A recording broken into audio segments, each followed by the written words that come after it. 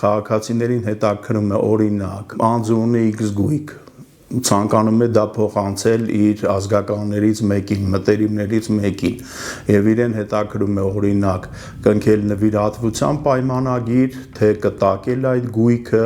թե առուվաճառ ձևակերպել եւ այլն եւ մենք բնականաբար հանդիպելով մեր վստահորդի հետ, հա մեզ այցելած դիմաց անձի հետ մանրամասը հետաքրվում ենք, փորձում ենք հասկանալ իր հետաքրվածությունները, իր ցանկությունները,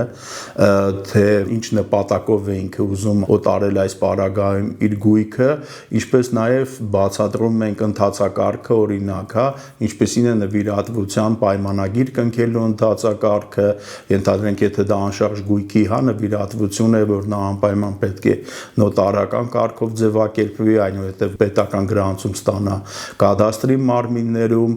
որ դեպքերում կարող է անձը չեղարկել, հա, նվիրատվության պայմանագիրը կամ արդյոք ավելի լավ է նվիրատվություն ձևակերպել, թե կտակ ձևակերպել, թե առուվաճառ ձևակերպել, այսինքն բոլոր այս նյուանսները իրավական, գույքային, ֆինանսական, որովհետև դա կապված է նաև որոշակի ծախսերի հետ, մենք ուրեմն մեր վստահորդներին բացատրում ենք, պարզաբանում ենք։